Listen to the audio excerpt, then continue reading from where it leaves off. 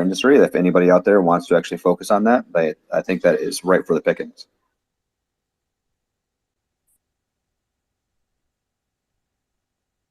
Couldn't agree more, man, because that was pretty aggravating when I couldn't compound the other day. Compound on what exactly? YLDY or ALGO or what? YLDY. YLDY. Yeah, I got a bunch of angry messages about people trying to, pull out so they can restake. And I was like, man, I'm not YLDY. Why are you DMing me? I don't know what's going on. But then I tried to get on myself, and I was like, oh, I can't do it either. We'll have to wait till tomorrow. I didn't know that. So anytime I have a problem with AlgoFam, I can DM you. Yep. Apparently, I'm the inbox. Yeah. Right. So everybody listening, so if you have any issue with AlgoFam, just DM Monty, and he'll take care of it. I'm going to write you a letter, sir. I'm going to put on auto forwarding to Chris right now. Whoa. That was not part of the deal. We'll see. Yes. No, I think just any of us, I would be surprised if, Chris, you didn't get random, requests that has nothing to do with reach just because of your involvement in the community. Has that happened? No, actually, it doesn't happen for some reason. I very rarely get any. I've never got an angry email about anything. Wow. So, all right. Well, I guess I'm special. I just think I'm just too loved, I think, in the community. I think that's what it is. You should work on that, Monty. I'll work on my likability factor. Great idea. That being said, in our Discord, we do get a lot of reach is broken, and then we're like, well, what's the problem? And then it's always like, oh, the indexer is not returning the query you want. We're like, well, that's not reach. So I don't get it directly. Our Discord channel gets a lot of it.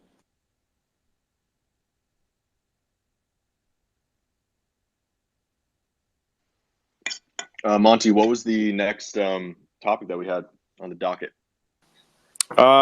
Did we already cover DeFi? There's algorithm finance. There's Nocturne. I'm not sure how much of Nocturne falls into that category. Obviously, AlgoFi, Folks Finance. There's a bunch going on in the DeFi world right now. Well, there's supposed to be like a metaverse Nocturne. Metaverse Nocturne, right? They were throwing that term around, but it also had some DeFi applications, and they had some staked NFTs in there. But when they say metaverse, I don't believe they were actually building when we say metaverse, a lot of times I think we generically mean like virtual world, like a sandbox or something, right? But I don't think that's what they're doing. Correct me if I'm wrong, but I didn't see that coming through where we can buy land. Yeah, well, they keep putting hashtag metaverse and everything they're saying. So I imagine it's going to come with the focus at some point. Yeah. I think what their plan is to trigger me every single time they do that. That's their whole goal. It's the hashtag metaverse. Me pull out my hair, like, what do you mean? Yeah, tell me.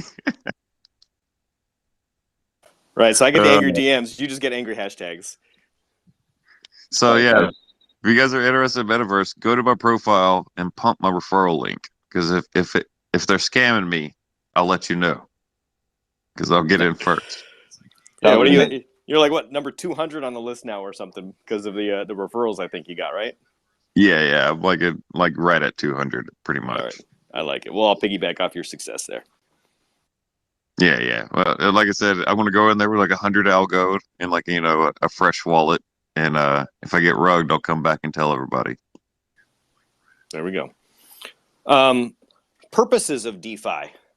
Let's just philosophically, who is the target audience and how much use case is DeFi going to get right out of the gate when let's say AlgoFi goes live?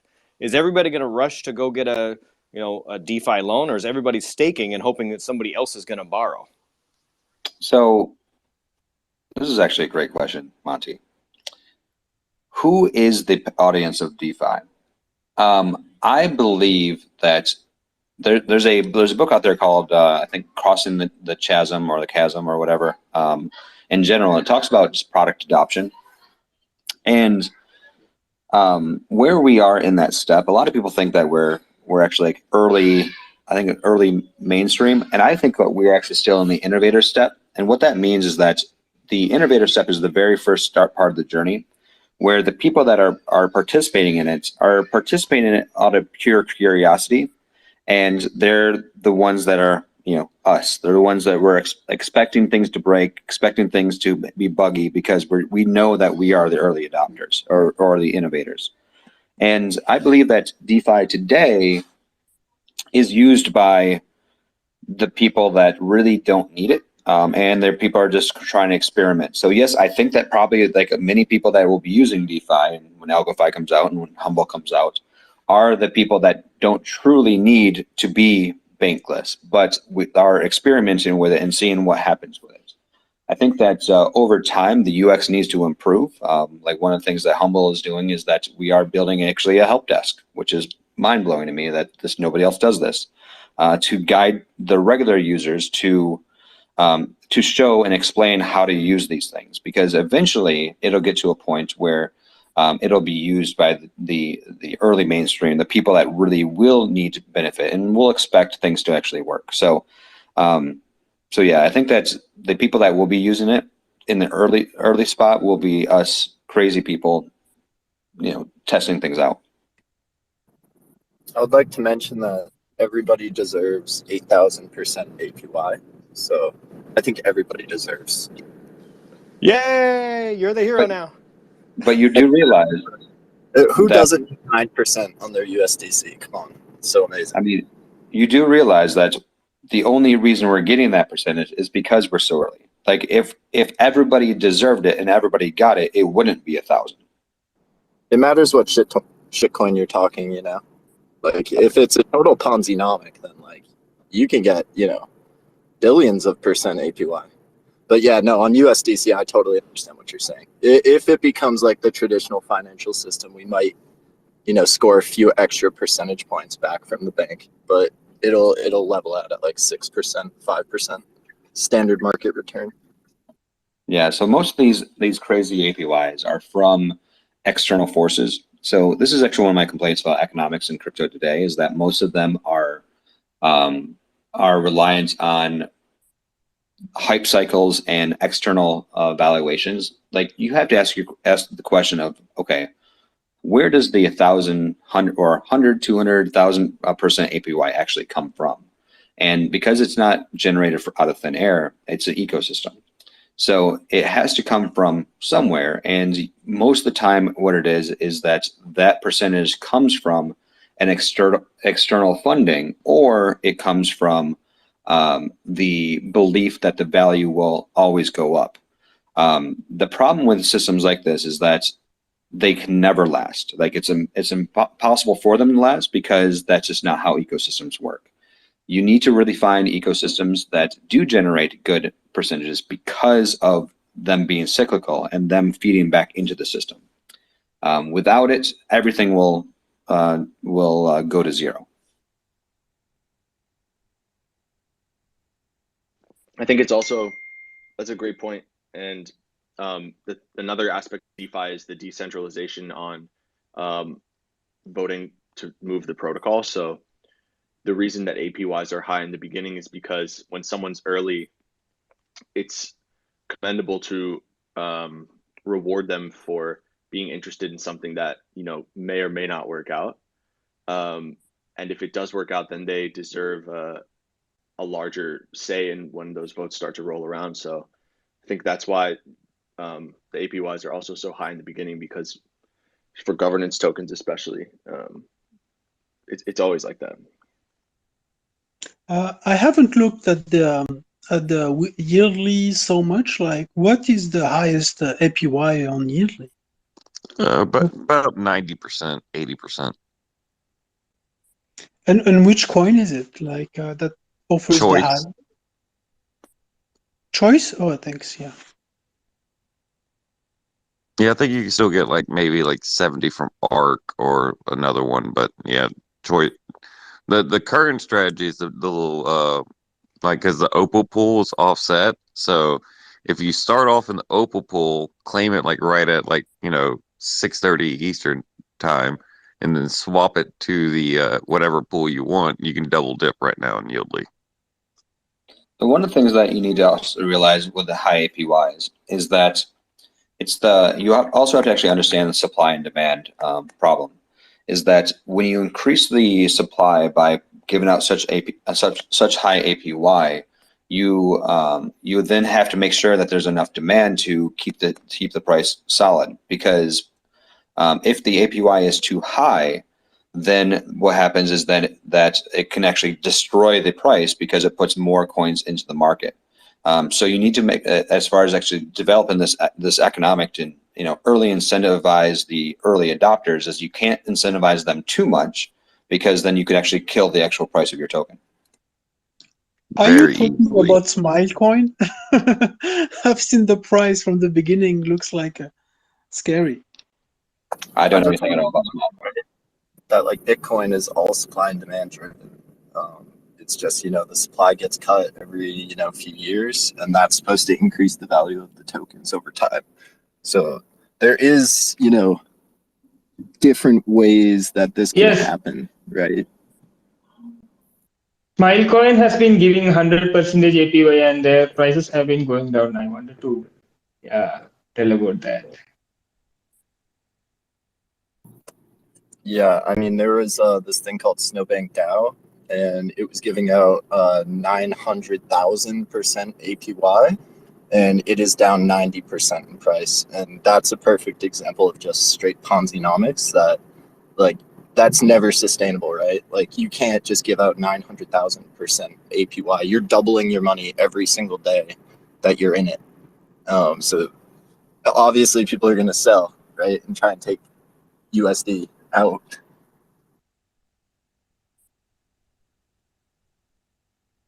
Yeah, if you're giving people all this Ponzi-nomics. free value, if you're giving people all this free value, I mean, most people are just going to think about it like, okay, I'll sell half and keep half, or sell some percentage and keep some percentage. So there's constant sell pressure.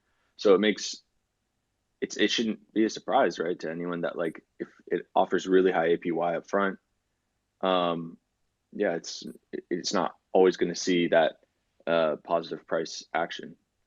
I saw Lee Parsons getting some flack for his tokenomics, and then he came and defended himself on Twitter with like a 5-year vesting schedule that he shared. I saw that too. I have to give it to him. I like his. At first, I wasn't really sure how to feel about his style, but he's just doing himself, and I think it's great. Like, and he can deal with the haters, so he's kind of he's got some interesting energy around him. He seems very dynamic type of person. Are you talking about Lee right now? Yes. Yeah. Oh goodness. I think he's got that philosophy. Any publicity is good publicity, right? It seems like it. Yeah. Yeah, he's no constantly stirring the pot. Yeah, absolutely no comment from me on that. I mean, he's in the entertainment industry, so it's not that surprising. He comes from music. A lot of music is dramatic, and there's beef in the hip hop industry and stuff like that. It's kind of normal, I think. So it was also cool of him to share that transparency of like the tokenomics. Of course, you're supposed to do that, but he kind of just dropped it on. He's roasting this guy for being on Reddit, though. Does anyone know when Opulus is dropping their next song? I have lost track. Although I did see he said he's got like a waiting list of like 18 months or something now. Like he's already built up the artists and has the projects in place for the next year and a half, I think I saw, which is interesting. I'm still waiting to see when the small time performer can kind of sneak in there. I'm wondering how much adoption they need on the site before they can start doing that DeFi application that was originally so appealing. Yeah, that's where you're gonna make the real money, dude. Like buying a blue chip guy before anyone knows him. Yeah, like, you're not gonna make too much money off these like big name guys that Yeah, I'm excited about when they can actually implement some blue chips in there.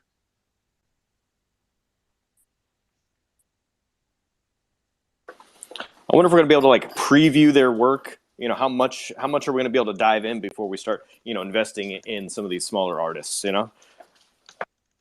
Is there a pitch deck for us? I mean, what's that presentation going to look like as you peruse their like possible portfolio?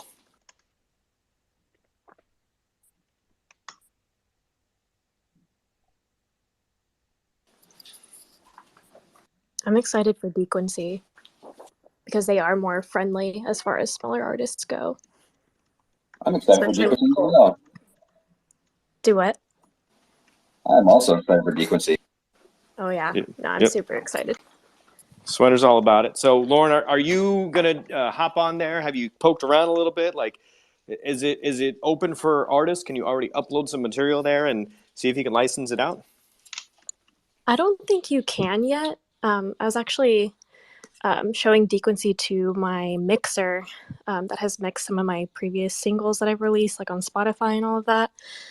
He was super impressed. He was like, "This is awesome," because obviously, you know, music NFTs, it's still an up and coming thing. It's not really, you know, it's not as popular when it, like when it comes to pixel art and, you know, just digital art in general or photography.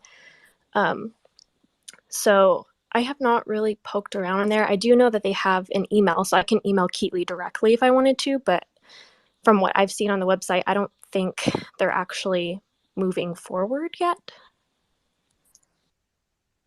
Correct me if I'm wrong, anyone. I don't know. I mean, I was hoping you had you know, experienced anything that they uploaded. I'm pretty sure if it's not live yet, I'm pretty sure it's going to be fairly soon because they made those announcements and they did that first deal like while we were live at Decipher, but it was still pretty early days, right? But yeah. It seems pretty cool. Like if I'm a video game producer, I can go there and shop around basically for music, and relatively inexpensively too. So from that perspective, it's probably a win-win for everyone. Yeah, except for the old middleman who used to take a chunk. Right. Yeah. No, I think I'm just gonna have to email Keatley and see what's up. I know I spoke to Margaret, not just at Decipher, but you know, we've been chatting back and forth over Twitter, and you know, we're trying to get me on there, but I have yet to hear back. So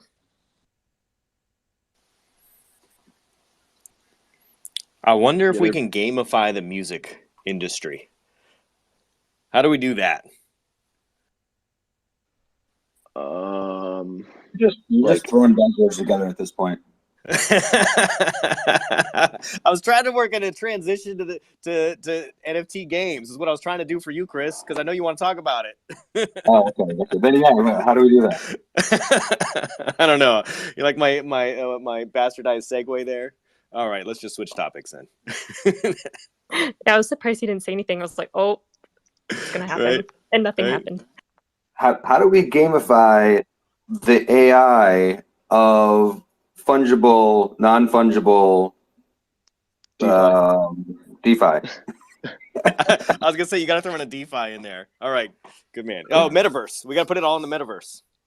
Metaverse. There we go. I feel like the buzzwords have reached a new level of saturation in like the mainstream media when it comes to crypto. With all like the Facebook news and now, I don't know, it's just becoming super mainstream. And I can't even say I've been in crypto for like the longest out of anyone here, but definitely not. But even from like 2 years ago, it got way bigger in terms of interest. So Chris, we got into a little back and forth about loot boxes on Twitter, and idea, if you don't mind. Sorry, you broke up. I didn't hear what you said. I said we got into a back and forth about loot boxes on Twitter a few days ago, and I asked if we could save it for the show. So I want to hear about your idea.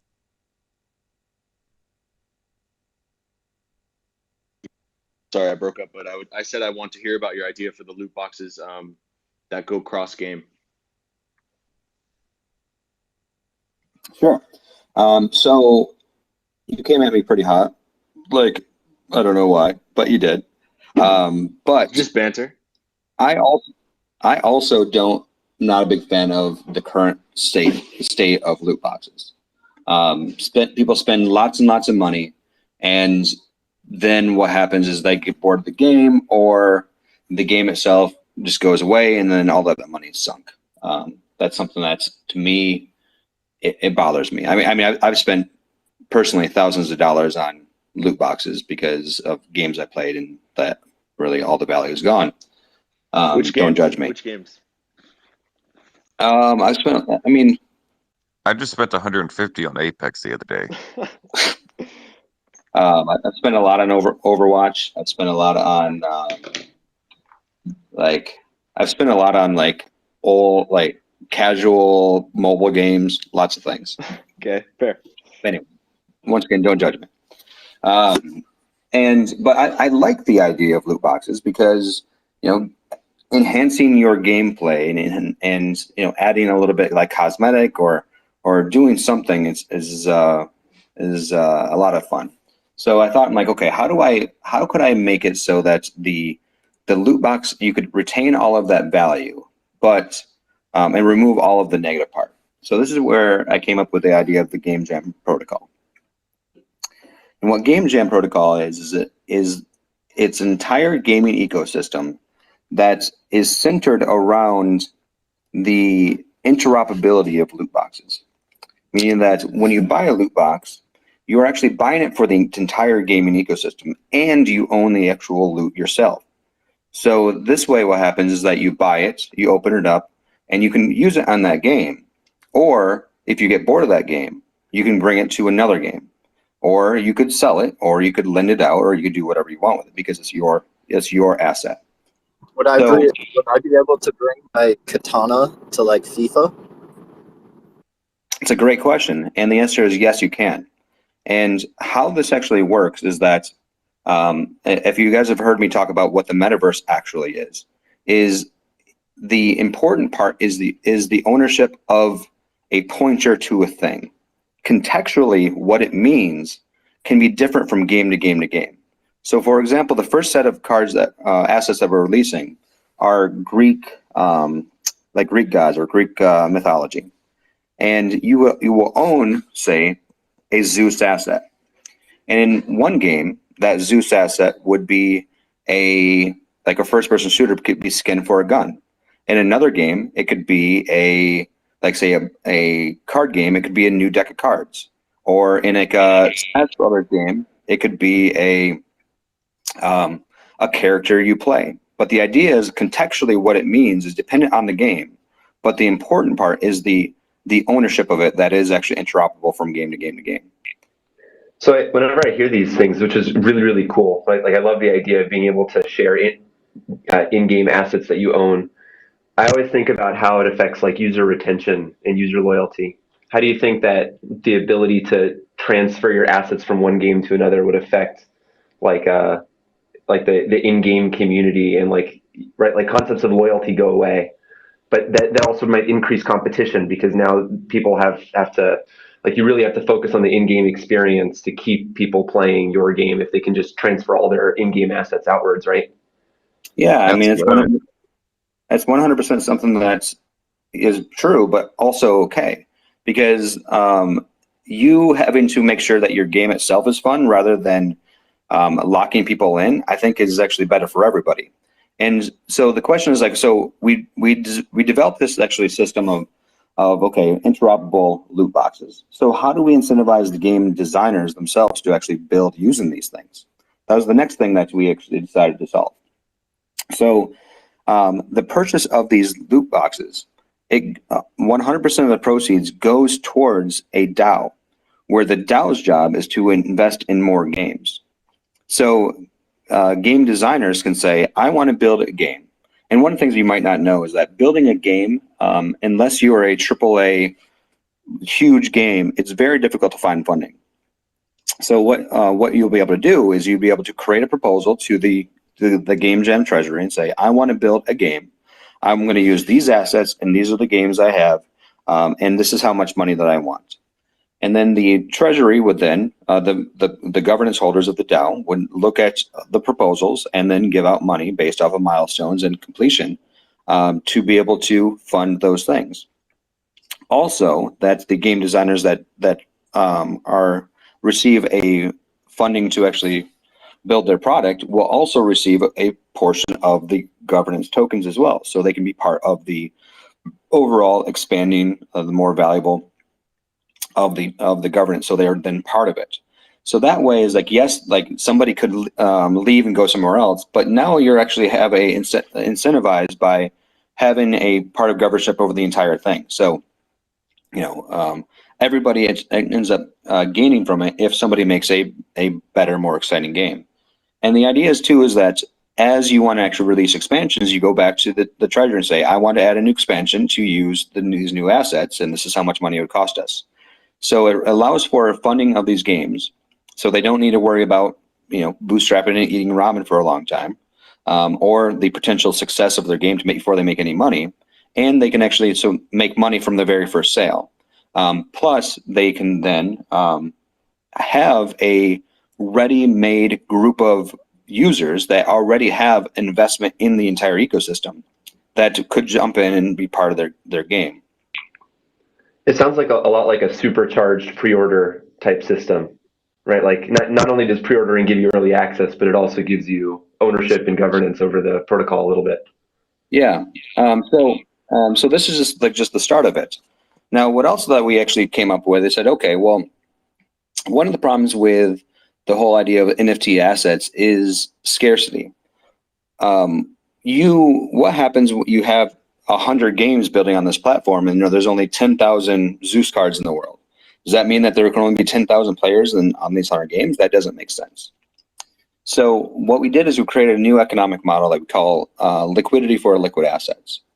It's a way to lend out assets that kind of borrows from fractionalized banking, that allows you to lend out the utility of the cards without lending out the tier 1 asset itself.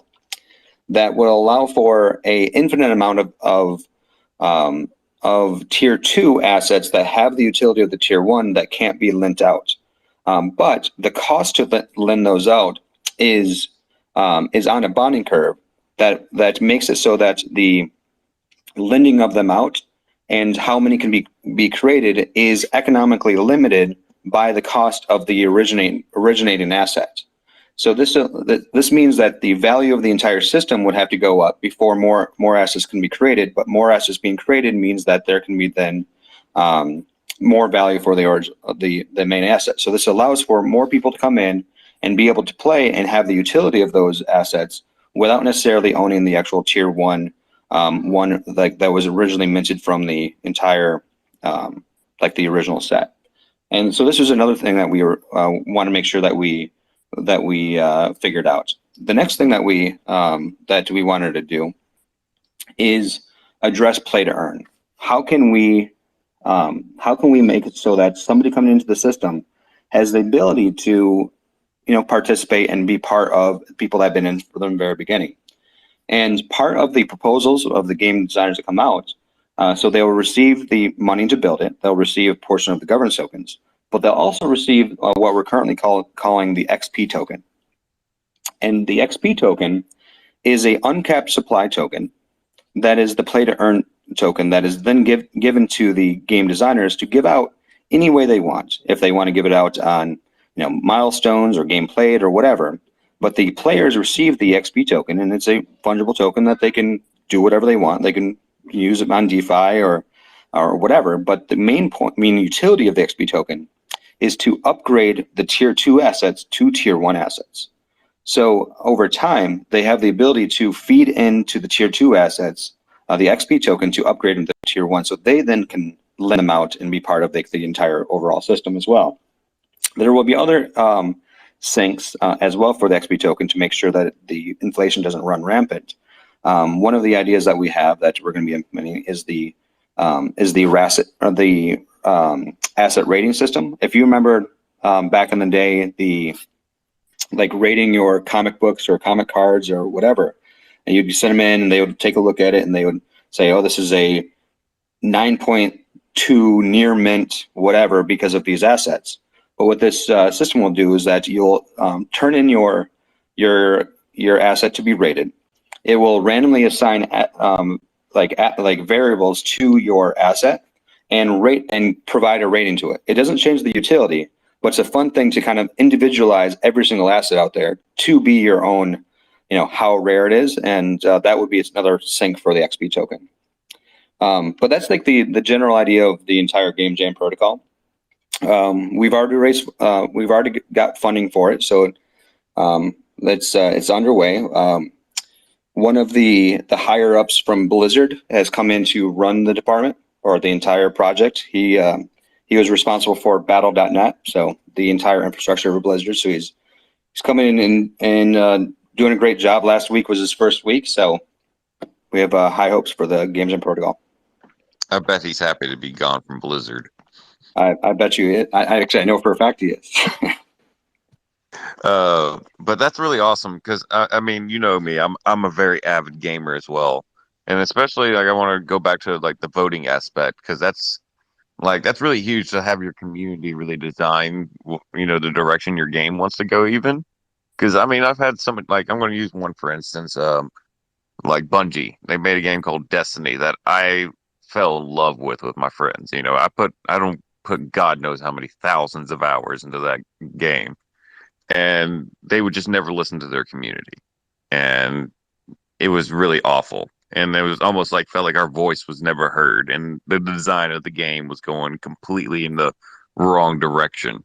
And I've experienced that with Overwatch on Blizzard as well too. And something like that, there's just no telling like I use a few games that listen to their community fairly well, and that's like CS:GO and stuff like that. And that's why that game has lasted the test of time. But being able to listen to your community and give let them take creative control, I believe, well, especially your hardcore community, I believe that's a path to a very successful game. Yeah, I mean, this is a decentralized space, so game creators can do whatever they want with it. But the aspect of getting funding to be able to build that next thing, they would have to get the approval of the governance. Say, hey, I want to build this new expansion. This is what it's going to be. This is how we're going to do it, and this is how much it's going to cost. And then the governors will decide. Okay, well, to me, that is not worth it, or this is the recommendation that we would like to make, and you get my vote, or what have you. So yeah, it's something that anybody can build whatever they want, obviously, because this is a whole decentralized world. It's not owned by anybody. But if you want to harness the power of the investment of the entire ecosystem, you have to make sure that you are building something that the ecosystem believes would be beneficial. That's another thing I could use actually as Bungie as a reference. They were under Activision's funding and control for a very long time, and they had time frames that they had to make a new Destiny or another basically cash grab for Activision. So something like this can actually give creators the time they need and probably the proper funding and etc. they would need besides having this baseline contract saying every 2 years you need to be pumping me a new game whether it's good or not. That's right. When are we going to get when is mainstream DAO going to be the new spec? Can we just create a DAO for everything? You know what I mean? Can we just DAO and then operate as a spec and then just go buy motherfucking Blizzard and just convert them over? You can do whatever you want, right? I support you.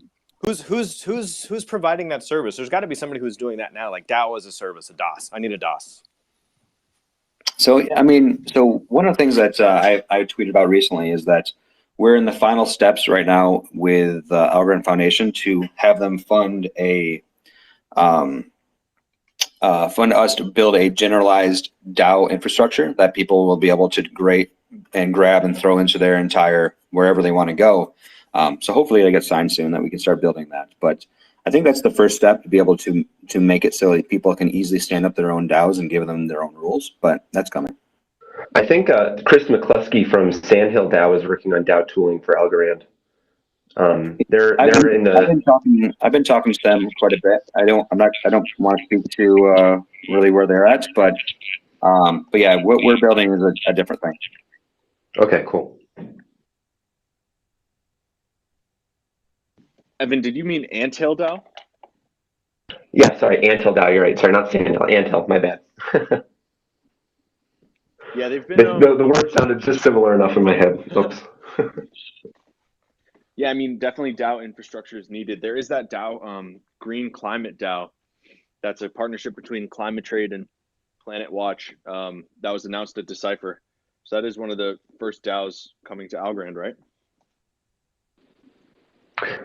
Yeah, I'm really excited to see a functional DAO implementation, and also to see the people who are trying to build on ramps for people to build more DAOs, right? Like I think it's one of those things that's like both Chris's McCluskey and Swinner here are doing a really good service by building the on ramp to create more DAOs, because it's something that like some of the technical components of it don't need to be solved multiple times. It would be redundant to rebuild some of the like the basic polling features, for instance.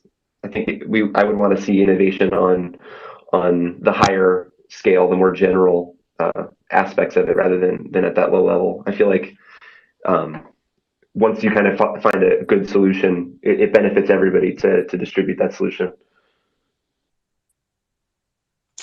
Yeah, the meaning of DAO sometimes makes me wonder, like, I agree on the decentralized organization, that I get it, but the autonomous part is always problematic because there is always someone organizing the autonomous, like the automatic parts, etc. So how decentralized is really a DAO is? I don't know. I don't know if we can really have something completely automatic and decentralized. Yeah, it is tough, especially like I remember at Decipher they compared Algorand, like Algorand itself is kind of like a DAO.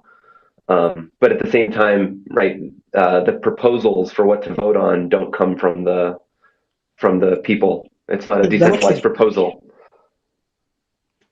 So you get a lot of power. You get a lot of power just for being able to decide what option A and B are, right? But so I don't think I don't think anybody's cracked that puzzle of how do you, like, I've seen forums and stuff. Like I've seen people implement forums, but who knows what the ultimate solution will be.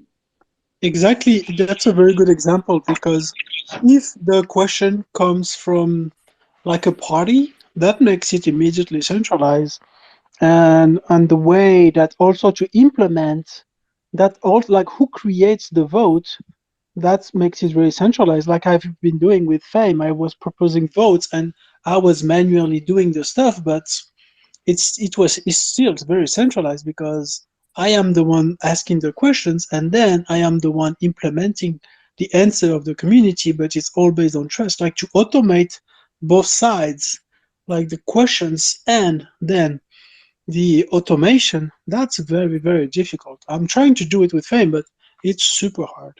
And it's always a bit centralized, to be honest. Yeah, I think it's one of those things where there's always some sort of a sacrifice made for some structure, right? I mean, a DAO is very likely to vote, some type of a leadership structure into place. Who's going to represent us for, various functions, or who's going to coordinate events, those types of things. You do inherently need some structure for that. And I also think that like not everything needs to be 100% decentralized. Like I think that just like not everything needs to be 100% centralized, there's advantages to both, right? Decentralization works really well when the problem that you're trying to solve, it benefits from parallelization, right? Or from like, there's no objective correct answer. It's really the true answer is the average answer that you'll get from the population. Whereas centralization, right, there's like, for instance, artificial intelligence, right, like having or any time where there's centralized data repository, right, that's like adding to that and curating that is sometimes done better by centralized entities. There's definitely a trade-off. I'm not sure about all of the pros and cons, but there's definitely a trade-off. I think it's foolish to be a decentralization maxi, so to speak. Yeah, can you tell us, Chris, how decentralized can your DAO structure work? Like, how decentralized can it go? So the thing is, like, I agree with everybody. I mean, maybe not everybody here, but I think there's a sliding scale of centralized, decentralized, depending on the use case. I personally, just me, Chris Swinner, not Chris Swinner Reach or anything. Chris Swinner, I prefer very decentralized because I trust nobody. But that's not everybody in the world. So my plan for this DAO that we're releasing is going to be kind of a mixture of the two, where the voting and everything will be on chain. It'll be done through governance tokens, whatever one you decide that you want to be your governance token. Proposals will happen through it. There will be a staking aspect to prevent flash voting, but the idea is that when a proposal is then reaches quorum and then is approved by the voters, it is then put into a pre-approval state that will require a multi-signature to fully pay out the payment. The multi-sigs won't be able to make payments without that, but that will be the process where first thing is approved by everybody, and then it's the final. Just make sure that there is a catch that the multi-sig then can activate and make the payment go through.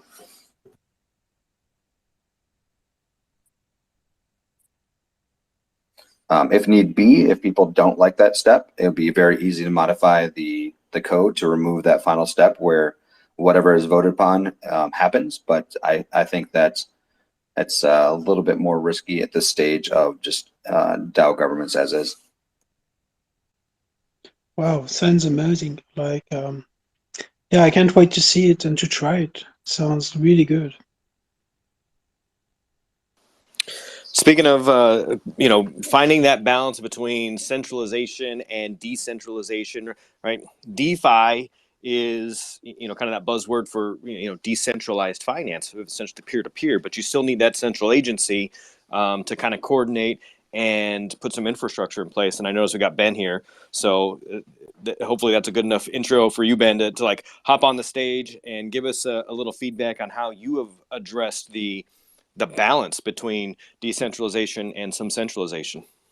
Hi guys, this is Benedetto. Sorry, I am driving, so you can hear a little bit of noise. Anyway, in our application we had several problems to address on this topic. The most touching point is the Oracle. So everyone asks which Oracle Volkswagen Finance is going to use. Well, there is no Oracle working right now on Algorand. So we had to build our own centralized Oracle. And meanwhile, something decentralized came, or who knows, we can even develop our own if this doesn't happen. So this was one of our main points over decentralization. And also one important thing regarding the governance in general. I really agree with Chris. We can't call a DAO what it isn't. A DAO should work fully decentralized. Indeed, for example, for our protocol, what we plan to do is to launch, obviously, without a DAO, because if a DAO on Algorand still doesn't exist, to build it would mean build another application from scratch. So impossible to do at the same time. So we were thinking at the beginning to launch a partially centralized governance that would work with a screenshot of the governance token and then propose the vote, and the community would be free to do it. But at one point we just understand that even at the launch, to have the governance centralized, it can be safer for several reasons. Whatever it can be, for example, just setting parameters. the testnet is not what it is a real protocol, because you will see the real behavior of when people will take out real loan and they will have to pay real interest.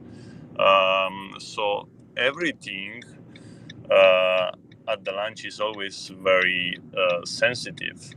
So you won't give your work, 1 year of work to the community, because not because you don't trust them, but it's because they don't have the technical background to understand what is better for the protocol. Of course, at the same time, it is very important to listen the voice of the community. I strongly agree on this. So we're going to go to listen to them. But at the end of the day, what is the safe of the protocol, it is for us the most important thing. So, okay, listen, but with to reasonable things, not unreasonable. So this is my idea, especially for Fox Finance. Yeah, I have a question, like, see, for a good organization, for in long term, like the vision of the leaders matters. So how can a DAO overcome, like when people vote on this thing, the people who are voting may not be knowledgeable about what they are voting on, like the maybe the software engineers who are working on it, right? So how can you overcome that? Yeah, I think that's a great example, right? Where sometimes like votes shouldn't be equal, right? Like I don't know if I would be in support of like a fully decentralized medical recommendation service, right? Like where everybody can just vote on what treatments they think is the best. I think DAOs work really well for examples when the cost of getting something wrong or not perfectly correct every time is low, and then there's not really a huge problem with like people experimenting with their votes. You know what I mean? So if the consequences are low, then you don't really have to address that problem of how do you make sure that only the most knowledgeable people are contributing to the protocol.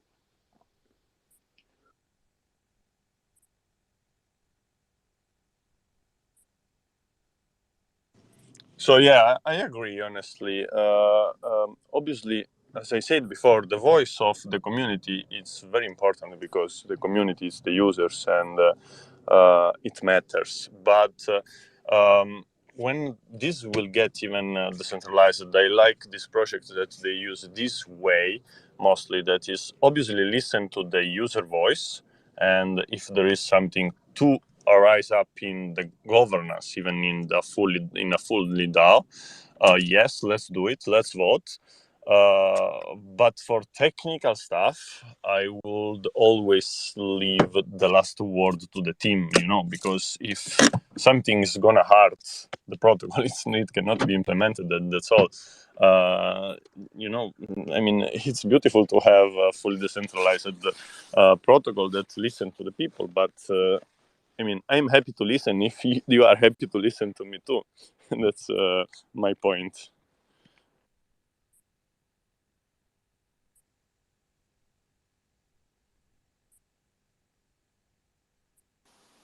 Thanks for sharing that with us.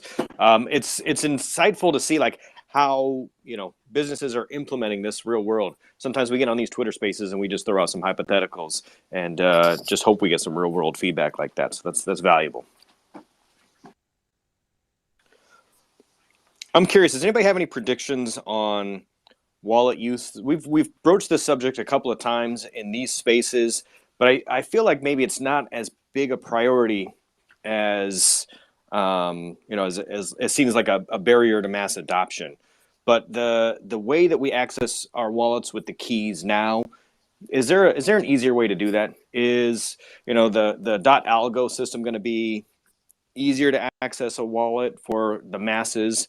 For let's say like I want to issue an ALGO wallet as easy as a checking account, and right now I can't do that. There's a huge learning curve to get somebody to use ALGO. I mean, pushback time, Monty. Yeah, I would push back too. Fuck going to a bank to pick powers. Yeah, when's the time you created a bank, like started up a bank account? All right. Like you got to go in, you got to sit with someone, you got to fill out like, sign 10 documents. I mean, like if crypto had that much hand holding, like it would be at least as easy, if not much easier. So here's the real world example that I'm pulling this from. So in my day job, I run a real estate investment company. We are issuing loans, or not even loans, like we're purchasing fractional home ownership shares of a house. And I'm giving people cash if they want it. We're also saying, hey, we're going to create this new bank account and it's going to be hooked up to a Visa card. We've got a bank partnership. I want to implement the opportunity to also issue it in ALGO, right? Or CBDC, or not CBDC, but USDC. So we want to issue on the Algorand blockchain funds. And the pushback that I get from investors is, how do we use this? Do we want to hold custody of this? Do we give people their own wallets? And, does the average consumer who just, took out essentially like a home equity line of credit or something similar to that, do they know how to use this? Or is that going to be attractive to them? And the answer right now is no. I have to work out a system where it is attractive to them. So it's the path of least resistance. So they're like, oh, hell yeah, I'll take that in Circle. I mean, theoretically, right, if they had a Coinbase account, you could send them, anything to that and it'd be safe and custodied for them. It's true. And then, Coinbase does have a partnership program. So I if they could do go want that route. Circle, Circle's a little bit more of a process. Their customer service kind of sucks right now, but yeah, I mean, once you get your Circle account set up, it's great, but it's kind of a bitch to set up. Right. That's my case in point. So I'm also I reached out to some of the 100%. definitely. And on the scale that I'm working at it, like I don't know how much hand holding I can do or how much, leap of faith people are going to say, okay, yeah, I'll jump into that. What I really ideally want to do is take their equity that they have in their house. We got 22 trillion in the US. I want to tap into just a trillion. That's all I'm asking for. And put that into liquidity pools, or give people the opportunity to take their equity and put it into liquidity pools. Just $1 trillion. Just a trillion. Just pretty much Bitcoin's market cap. Right. The next huge liquidity event could be real estate. Ask Matt Sang. He's got some hanging around. Yeah, but I mean, I think that's I just want to, every time I hear it's like, oh, it's not easy to onboard. It's so much easier to create a bank account than it is to get somebody on board to crypto. No, it's not easy to do crypto, and there's not enough like services out there to make it easy for you. But it's definitely like I can create 1,000 crypto wallets and like in an hour. I can't create 1,000 bank accounts. Yeah, for sure. I think it's also the it's the hand holding, it's the help desks, it's the customer support, and I think a lot of people in the general public aren't ready to take that financial responsibility onto themselves 100%. So I think that's a reason. They don't want that decentralization, oddly enough. Well, it'll be like something like back in the 90s when, like, the internet became a thing and computers were pretty much household. Like, my grandfather still refuses to touch a computer, and then that might be the same thing for money for after a while. Some people are going to be stuck on the legacy systems and some will be moving more towards the innovation systems. Yeah. It's a weird thing where people hear the buzzword DeFi, but here's what I think is going to go down. I think it's going to be centralized because I got a deed on somebody's house. Like I've got a lien against someone's house. I already got all their information. They already got the bank account and their, blood sample, firstborn, all the things that go along with getting a traditional mortgage. I got that and more. But what I'm going to have to do is, unfortunately, I think I'm going to have custody of wallets and then give people the opportunity through some kind of a dashboard to flip their equity over from just sitting as equity to, to their checking account to some kind of a DeFi liquidity pool or something like that and issue a debit card against it. But I would prefer it if it was, not our custody. So this is the thing I've been saying for years now is that for banks not to die, they should be running at custody, crypto custody, because they have all of the actual services in place. They have the insurance already, and people already trust banks. And for them to be like, hey, we're going to create a custodial wallet system, and you can use it all. It'd be a multi-sig system that we have control over, but we have all the infrastructure and we have all the insurance of everything. Like this is how banks become still relevant in the bankless future, is crypto custody. Which is strange. They have the ability to take crypto now, like legally. So I haven't understand why I haven't seen any of them really hop on that bandwagon yet. The people who run the major banks are like 60 years old and over. They are like, they're going to be so far behind. They're going to be buying ALGO at like $40. You know what I mean?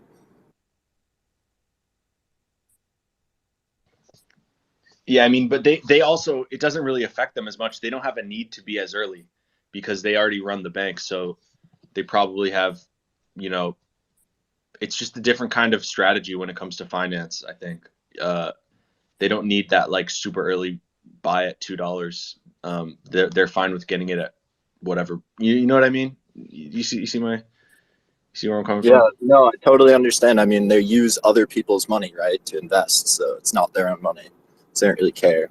But they should definitely care about the rails, which they use at their bank, which, you know, I think a lot of them are starting to see that blockchain is definitely applicable to their line of business.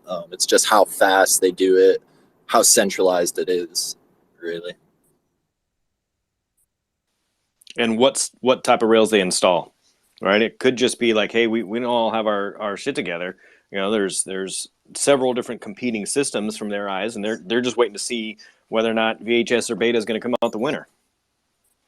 I think it'll be things like installing they have this thing at Circle that you can essentially wire money to a real bank account in like, you know, an hour, if they integrate with Circle.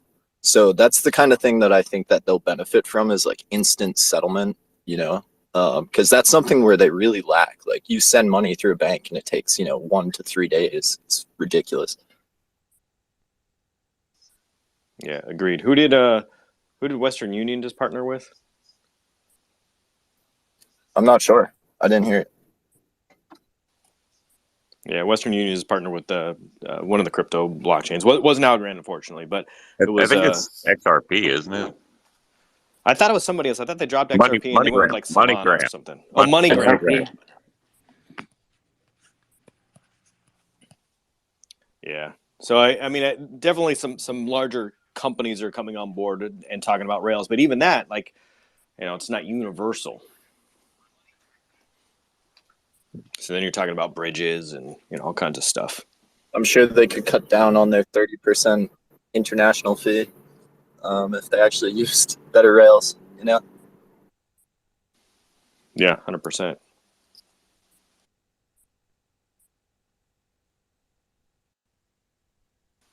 All right, Ibu, time check. How much time we got left?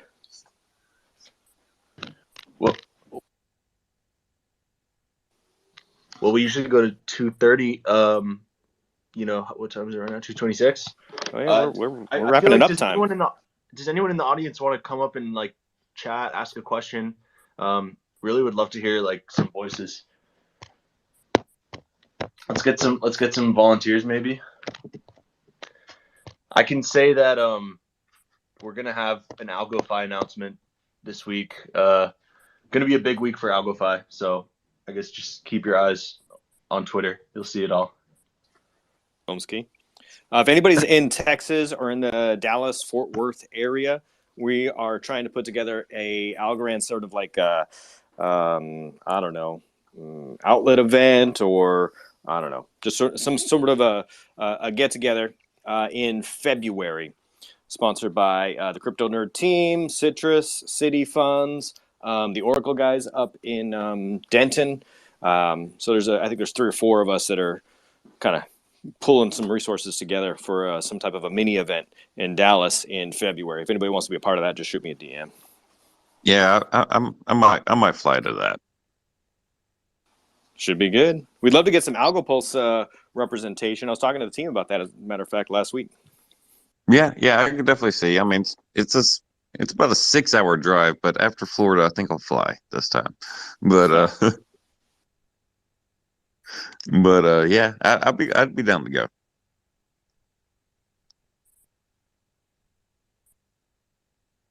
Hi, GP. How are you doing?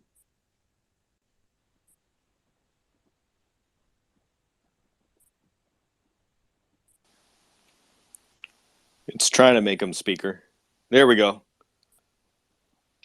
Hey, thanks for bringing me up. I'm JP Miller. I work with Reach as the head of curriculum there. One thing I'm thinking a lot about is, adoption and mass adoption, and how do we get there? And I think a lot of it is encouraging a new mindset, or a mindset of curiosity, and providing very easy guides to follow, and sandboxes where people who are new to this ecosystem can just experiment and play before they actually invest, or they're putting their money into these technologies, so that they have some confidence in these new systems before they're putting their paychecks on the line. Yeah, I totally agree with you. I know was lately having the same ideas. Maybe we should do some stuff that are just on testnet to play with, to understand how it works without any loss possible. And I think it's a good way to get people on board, to really understand the tech before to go to mainnet and to incur some loss. Absolutely. And then I think a lot of it too is just the tone and the way that we approach it. You see a lot of influencers out there, they go over the top, and that probably works for some people, but it definitely turns off probably your average normie. Yeah, you're right. Like we even ourselves, we tend sometimes to be technical because we want to learn, but and also we are all kind of like a group of geeks, but it would be nice to have a talk really like addressed to beginners and to really bring them the simplest explanations. And I try to play this role, like asking questions sometimes, but it's hard to get back and to do as if we just arrived. But yes, we definitely need to do that. You're welcome to do it here, like to help us do that, because that's the goal of the whole chat. Yeah, absolutely. I'd be happy to have conversations with you or anyone who is interested. I think there's something new coming out almost every week or every month, and so we ourselves, we're geeks. We've been in this space for some time. We're all learning, and so if you can take that mentality, if you're learning about NFTs or degen or games, take that same mindset that you're learning, and if you're going to talk to someone else about, just like think about the process that you learned this new thing, and you can probably apply at least like 80 to 90% of that to something that you already know in the space. I agree with that 100%. I find that I'm not a technical guy, but even my videos tend to be like cumulative knowledge. So if you just started watching my stuff right now, you might be lost because, even just the buzzwords we're throwing around are, take a little bit of getting used to. True. Lauren is using her experience, because she's relatively new to the crypto space, to put together a series called the AlgoFam Basics. We've got a full studio and all the facilities. If you guys at Reach, JP, are interested in coordinating on that, or you've got additional resources, or even if you just want to get a second set of eyes on there, I bet Lauren would be open to that. Oh yeah, that'd be really fun. That'd be awesome. That way I'm not alone. Yeah, absolutely. Yeah, that's great. Well, I mean, we call it a co-sponsored agreement. We'll throw your logo on the front and say, whatever, brought to you by. And I think it could be a good, primer for some newer folks. Yeah, I think we'd love that. Yeah, Lauren, feel free here to bring the folks, like beginners, because we can even have a section like to really make things the simplest way, like just having like explanations for people that are just new into the space, because that's what we need. We need to grow. Yeah, for sure. I think I said earlier, I was talking to one of my mixer guys that I've worked with. He's relatively new to the crypto space, and I just happened to mention that I was releasing a music NFT on my Instagram, and he was like, hold up, I need to call you right now. And we ended up having like a 1-hour conversation. He had no idea about Algorand. So I gave him the 411 on that, and so he's super interested in learning more. And I told him about these Twitter Spaces, so he told me he's going to be making a Twitter account soon, so I can start sending him links. I know my parents; they're both in technology. They just invested in ALGO, so I think my mom's listening right now, actually. But she's super, interested in learning more, as well as my dad, and I have a whole bunch of friends. So, yeah, hi, Mom. That's awesome. That's what we need. Literally, that's exactly what we need. So feel free to take to get into those type of subject at the beginning, or to have your own section during this chat, so we can go back into some basics. Like you can lead that part. That would be very interesting. Yeah, that'd be super fun. I'm down. All right, Crypto with Lauren. Crypto Moments looks like he's got his hand raised. And just a note, MoneyGram partnered with Stellar from part of our early conversation. Brandon Young, thanks for shooting me that info. Hey guys, how are you? What's up? Hi, how are you doing? Good, good. I would just like to ask a couple questions in regards to the Algorand coin, or the Algorand currency. I would like to know more about it, as I'm a beginner. I just joined the Algorand blockchain 4 days ago. Well, Welcome, friend. Perfect Thank time you. of the conversation, huh? Yeah, I know. What would you like to know? What does it do differently? Yeah, that's a good question. Yeah, so I would like to know more about how the cryptocurrency works, staking, how to stake, yield farming, if that's even possible. I'm still new to the cryptocurrency. I actually just I was primarily on the Ethereum blockchain, transitioned over to the ALGO, and I've been noticing the community is just amazing. So I really want to delve into the technical side of it, because I'm also into computer science as well as art. So I'm trying to bridge the gap.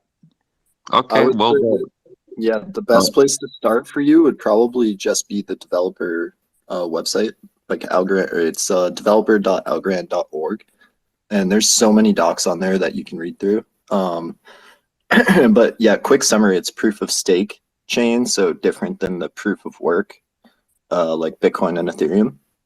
You know the difference between those, I'm assuming. No, actually. Oh, okay. I do know that there's a separate, that you can't stake the former, you can stake the latter. Well, it depends on how we develop consensus. How the blockchain, establishes communicates with all the different nodes and something like that. So, like Bitcoin uses something called proof of work, which is a SHA-256 algorithm, where everyone's just trying to solve a puzzle the entire time.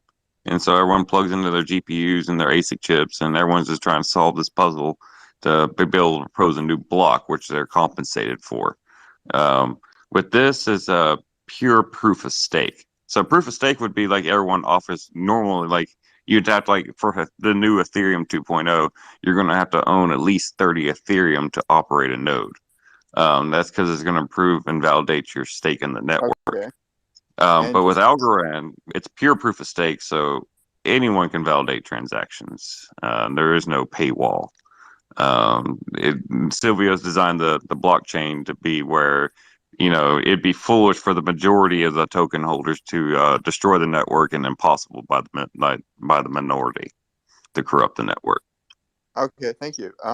So I just got a couple questions with respect to what you just mentioned. With the proof of work, right? That's proof of work. Just to recap. Yeah. Okay, cool. With the proof of work, I thought the SHA-256 was an encryption algorithm that can be cracked, and you're telling me that we saw. Well, it can't be reverse engineered. It can be cracked. Okay, it can't be reverse engineered. Oh, so, now, okay. It's everyone's. It's just computers doing hard math, guessing the entire time, and they use massive power when they do that. Interesting. Okay, and then the proof of stake is a type of cryptocurrency that uses a minimum. Well, it proves your stake to the network. Like you hold the token, and it depends on what kind of. There's different types of proof of stake. So if you look at Ethereum, they're using what's called a delegated proof of stake, where you have to own a certain amount of Ethereum to operate these nodes instead of you just, essentially being able to just plug in your computer into the network like the old proof of work one. So they're essentially centralizing their nodes for, more scalability. Interesting. Thank you so much. It's no problem. I recommend a guy named Whiteboard Crypto made a really interesting, basic Algorand video explaining, the science and, what we're trying to, improve onto the crypto ecosystem. I've seen that. It's really good. Also, shameless plug, but if you go back to the beginning of my videos, I kind of start at the beginning with Algorand. So if you scroll back to the bottom and then just start there, you'll probably learn a good amount. And you also pick up different places that you can go to learn more than what I'm giving. Go specifically to the projects building on the chain, or people like Chris and Bilal and Monty that cover different aspects or take different roles in the ecosystem. So I would say, sorry about that. I would say besides reading articles, just reach out to people because the community is very welcoming.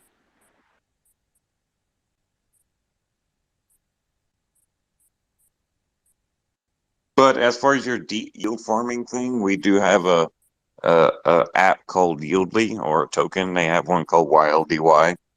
They have some staking up to 100% APY on there. Okay. Yeah. All right. Thank you.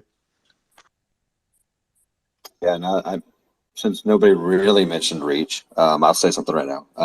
So yes, the developer portal for Algorand is a good way to understand how the wallets work and everything like that. But if you're looking to build decentralized applications, we have at Reach, we have an entire developer portal ourselves that is the fastest and safest way to actually build blockchain applications. You can just go to docs.reach.sh, and then there's several tutorials there to show you how to build and take your computer science knowledge and build decentralized applications.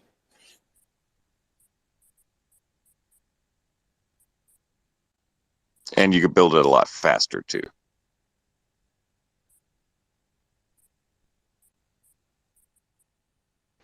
So are we wrapping for the day? Anybody have some last words that they would want to share? Some plugs? So Yeah.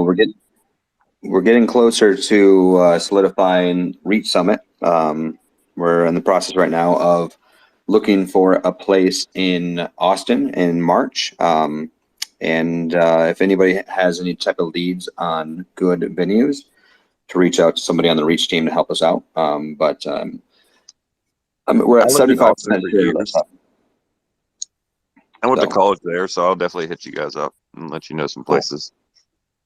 Cool. But the idea is that it's going to be a 2-day event that we're going to have all of our partners there. And it's going to be a developer-focused event, and it's going to kick off the part of it is it's going to kick off a 6-week developer boot camp that that they'll be able to do the first 2 days of it at the event, and then there'll be six weeks of instruction afterwards. So if anybody is a developer and wants to learn blockchain development, it will be the best way to do so. I'm excited for that. I'll be there.